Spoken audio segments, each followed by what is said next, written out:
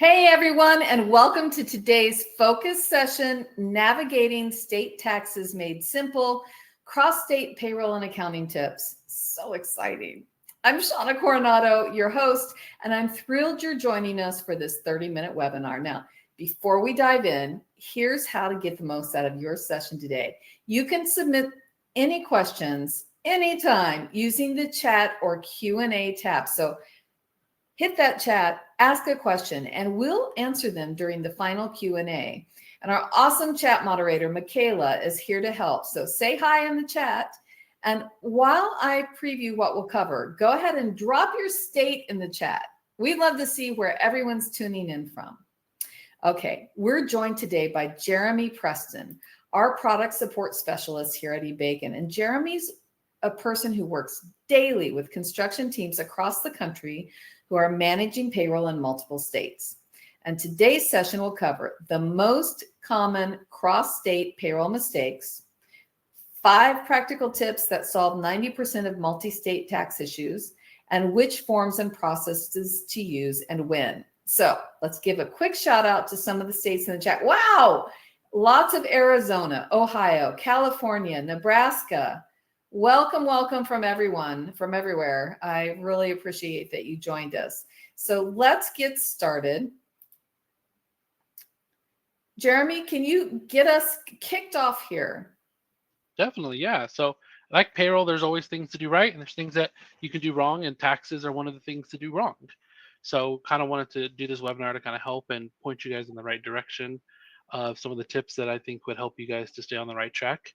One of the tips that I like to do is knowing the states that you're working in. That kind of helps to eliminate some of your errors. Forms that can help you if you're doing payroll manually, like how to track which states you're kind of working in. Keeping on top of your payroll data is something we're going to go over. Keeping up to date on new taxes and paid family medical leave and disability. That's new states are rolling out all the time. And then maybe when it's time for you to decide that you need to use a third-party payroll software. Very good. Let's jump right into a poll. And the poll is for the audience. How often do you need to process payroll for employees working in different states? Occasionally, you're ramping up right now, or constantly? Let's see what the results are that are coming up. I have to look around my camera here. Wow. We have 67% hitting on constantly. So this is going to be a really good webinar for you. All right, let's jump on to the next section, Jeremy. And what we really want to learn here is 5 must-know tips for construction payroll when state lines are involved. So we are going to jump into the first tip right now. Yeah, so the first one's going to be state hierarchy and following where the work is done. I would like to say 90% of the time, when an employee is working in a state, that's where the taxes are going to be paid. There's always other variations or reciprocity agreements, depending on maybe some of the states don't have income tax, or maybe it's a short-term project and that state doesn't require it. So there's a lot of different things to know when you're working in a state or when you plan on working on a state. So, for example, we have exception 3 at the bottom. We'll start with that one where there's these states down below that there's no income tax. So if you have an employee who maybe is from California, does the bulk of their work in California, but goes to Texas for a job, there's no income tax there, so you probably would still report that in California. So there's some of those kind of factors in there. A lot of states that you'll see on the Midwest section and on the East Coast have reciprocity agreements. So if your employee lives in one state and works in another, they might not have to pay taxes in both states. So it's important just to know where to find that information and which states that the employee should be paying taxes in. And then just doing the research. Some states say that if your employee is working here for under a certain day limit or a certain gross earning amount, then you don't need to pay taxes in that state. So I would definitely take advantage of that to save yourself the headache of registering and keeping up to date on another form that you have to file every quarter or month if that state needs it. Very good. Jeremy, let's make this practical for our audience. Can you walk us through a specific scenario? Like say I have a crew from California working a 45-day project in Oregon.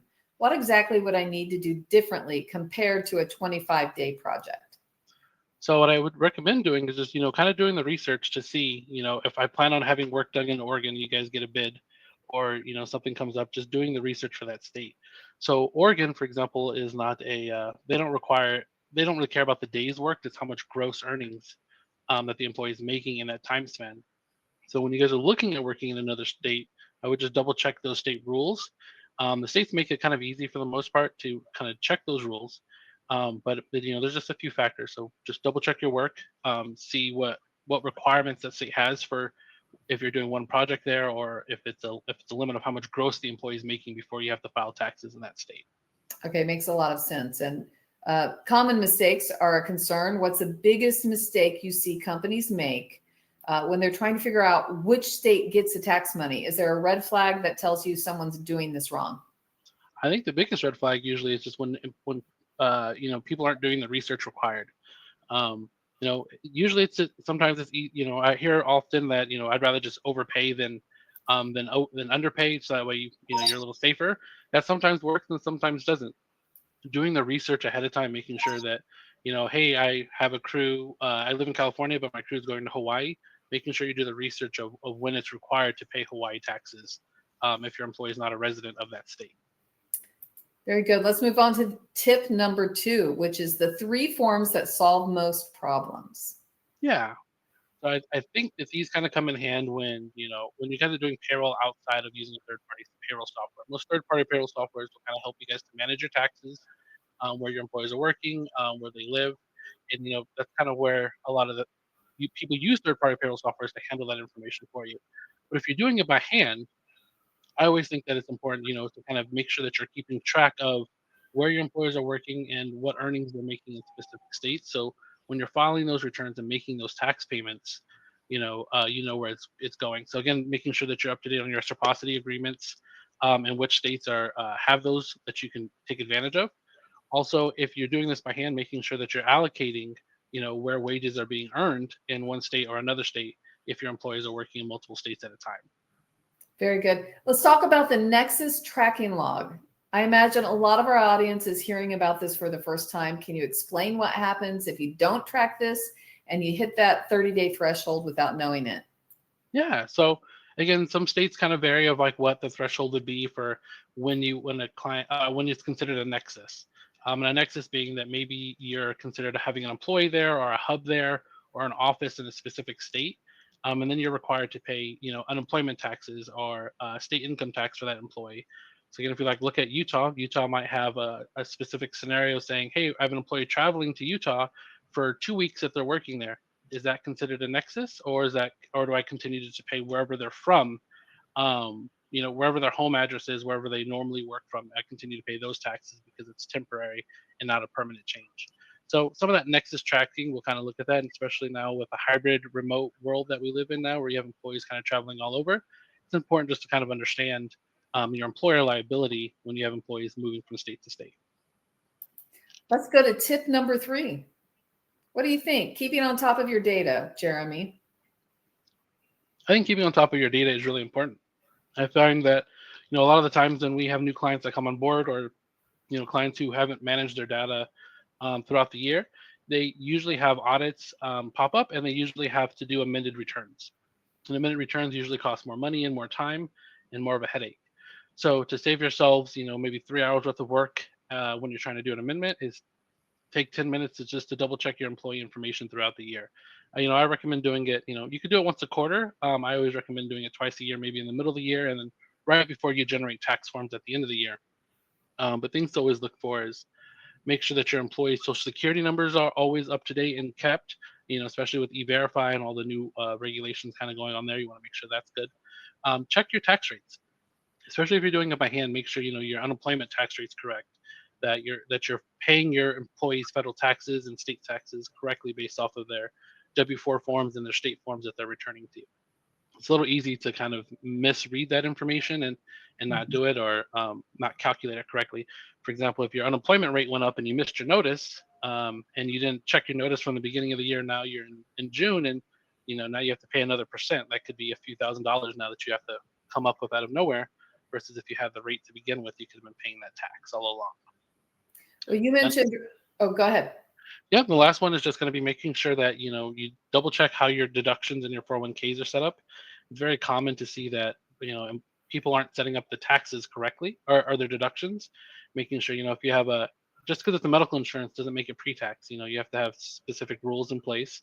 So if you do have a cafeteria plan that it's called, making sure that that's set up correctly to reduce your company and your employees' gross taxable wages, and making sure that that's set up correctly. It's oftentimes you see in other softwares like that let you do it yourself, that they kind of let you do it wrong because you're not sure what you're doing. So just pay attention and ask the questions Mhm. that you're setting up your deductions correctly.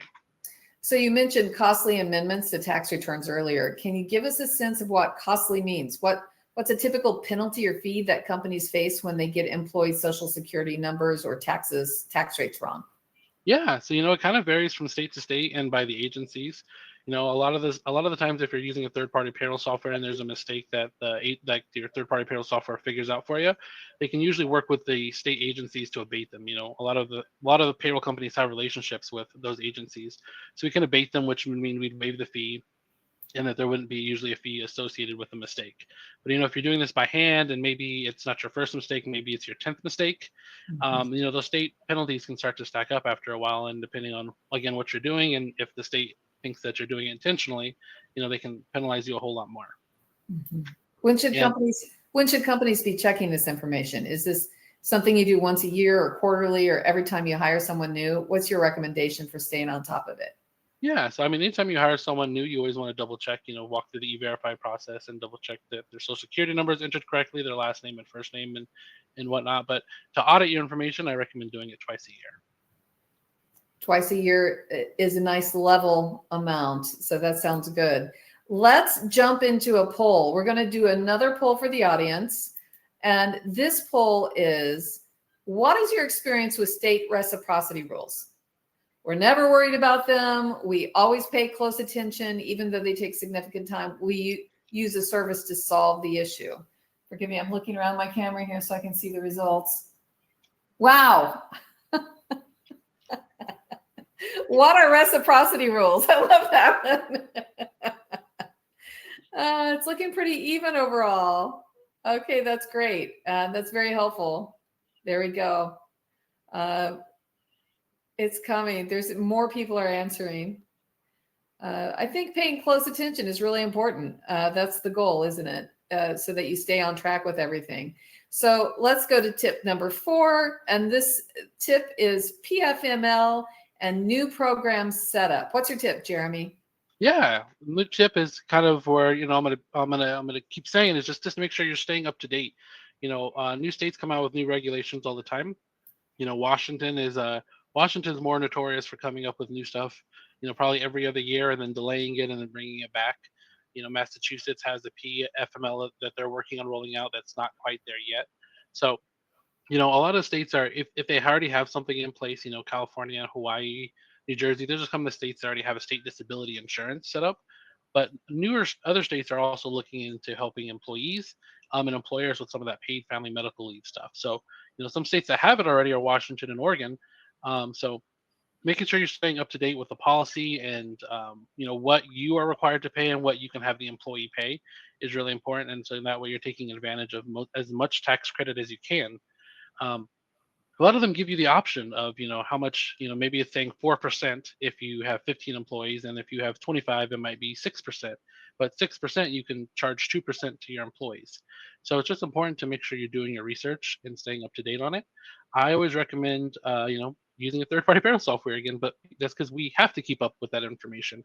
But if you're doing it yourself, I recommend making sure that you are using all the social media options available, LinkedIn, maybe Twitter, following your state, also or your states, and then making sure you're subscribed to state websites to receive emails and notifications from them when new legislation and new rules are released. Well, Jeremy, you're in the trenches every day with our clients, with the audience that's listening in. And you mentioned communicating to employees about these new deductions. But what's the biggest pushback you see from employees in your experience? And how should employers handle those conversations? Yeah, definitely. So as an employee myself, I remember the first time I got a check and I said, "Why am I paying FICA? I don't know what that is." So every employee has that instance, and sometimes it's their 50th check, sometimes it's their 500th check. But employees, when they look at them, they expect to know what's coming out of their check. So if you know that there's a new state tax coming up, it might be mandatory, but it would save yourself the conversation and your employees confusion, just to make sure that you maybe send out a memo to your employees like, hey guys, as of January 1st, the state is requesting us to pay this tax. You're going to see it on your check stub. Let me know if you have any questions. I think being proactive with the communication to your employees will prove that it saves you some time and money, and hopefully they listen. Now again, not everyone does, but if your employees are paying attention to the communication you're providing them, then it could be beneficial, later down the road.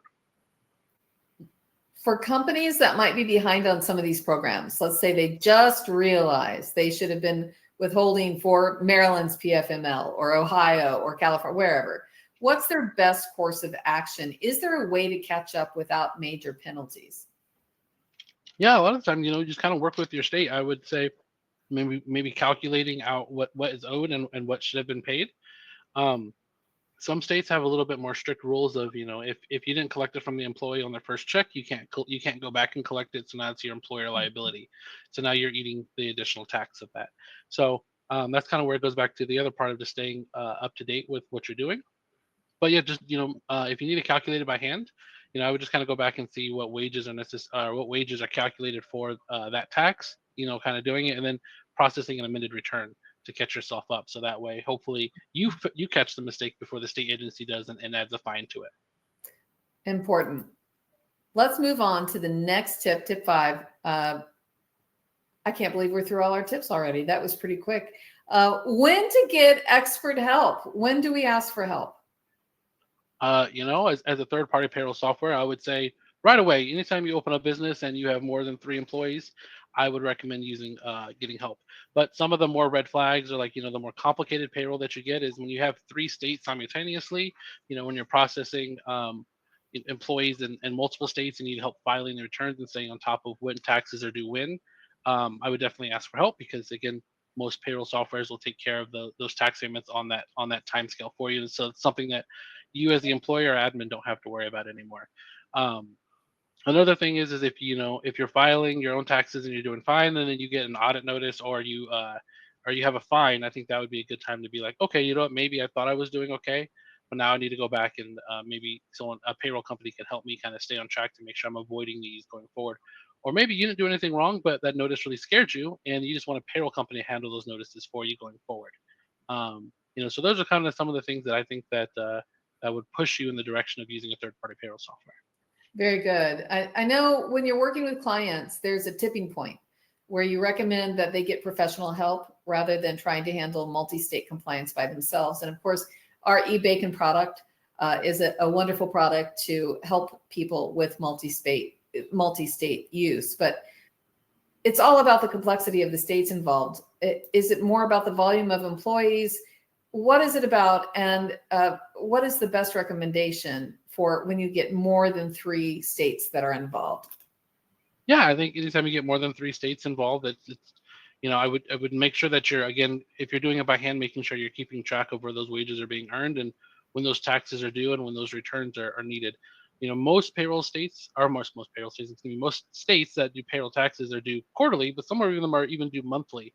So I would just making sure that the tipping point to me would be when you start to feel like it's overwhelming and you need help with getting those returns and those taxes paid on time.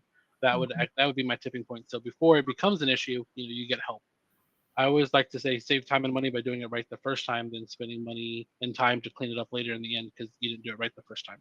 Very good. We are going to jump to what to do Monday morning. What are the tips that will really help our listeners get ahead for a few weeks? We have week 1 through 3 here. What do you suggest, Jeremy?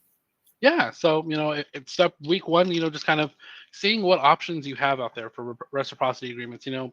Again, most of those are on the Midwest, or Midwest and kind of the East Coast. So if you're on the West Coast in California, Oregon, Nevada, you don't really have those.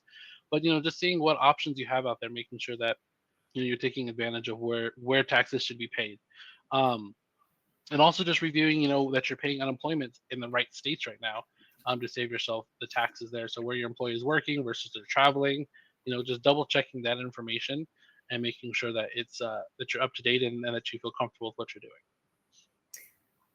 Well, Um, Go ahead. I'm dropping a chat prompt in while we're talking for listeners, for the people that are out there listening right now. What's one action from this list that you're committing to next week? Drop it in the chat below and inspire someone else to take the same step so that we get going on this and you see progress. Hopefully we'll see some chat information dropped in there. Oh, there we go. Question for you, Jeremy, is for companies that are already handling multi-state operations but want to optimize their processes, which of these action items typically yields the most immediate compliance improvements and cost savings? Yeah, from my perspective, a cost saving perspective from, my role, I would make sure that, you're paying your unemployment taxes in the states that the employees are working. If you have an employee who lives in Texas but doesn't do any work in Texas, you probably don't need to pay unemployment there. Now you can't quote me because I'm not compliance, but that's just a tip that of where you want to make sure that you're optimizing what taxes should be paid. I think that's going to be a huge cost saver at the end of the year if you're paying the taxes where they're owed versus where you don't think they should be paid at. That makes a lot of sense. Now we are going to go to the Q&A session now. Thank you all for getting through our quick little webinar here. It's been lovely. And now we want to answer some of your questions. So I'm going to start and I'll ask you, Jeremy, and if you can give us an answer, that's great. So Tom asks, can you define what reciprocity rules are? Like, what does it mean?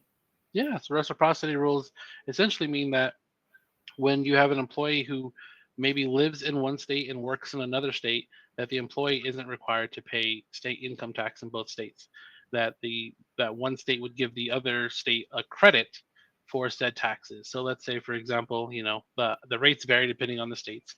Let's say you have an employee who lives in Indiana, but commutes and works in Illinois on a daily basis. Now, technically, any income in Illinois would be owed to Illinois, but Indiana employee still has to file taxes in Indiana. So maybe when the employee files their taxes in Indiana and in Illinois, they take a credit for the taxes that were paid in Illinois, and then the employee doesn't have to pay those taxes again in Indiana.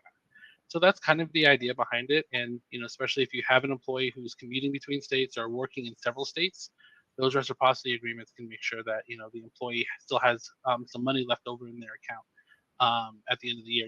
There's other states that are a little bit more difficult, like New Mexico, where New Mexico doesn't care where you live, where you work. If you work in their state, they want their money.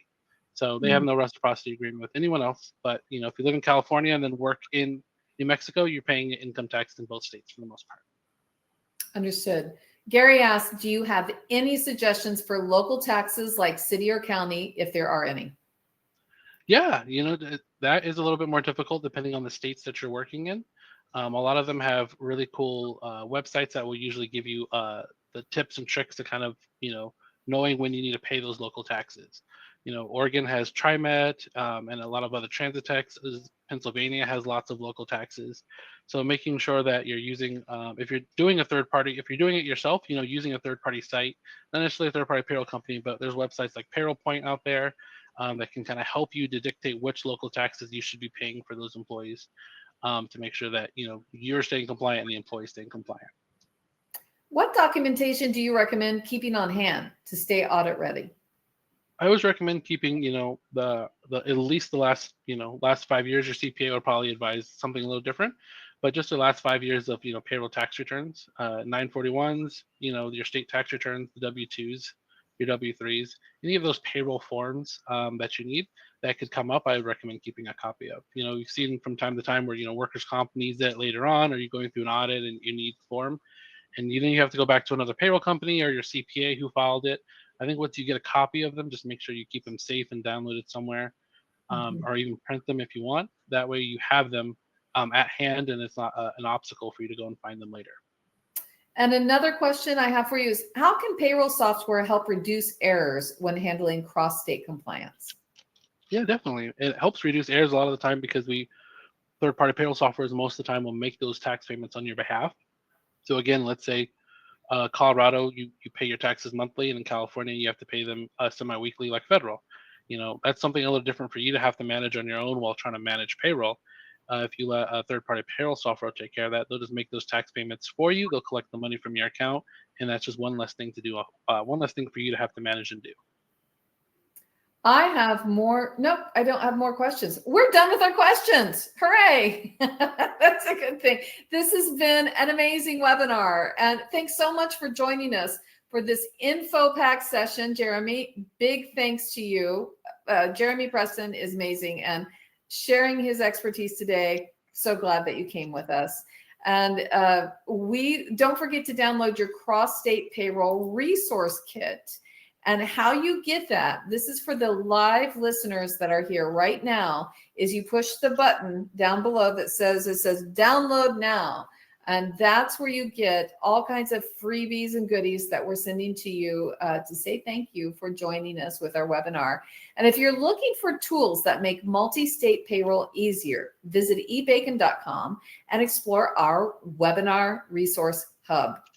Okay, we'll see you next time.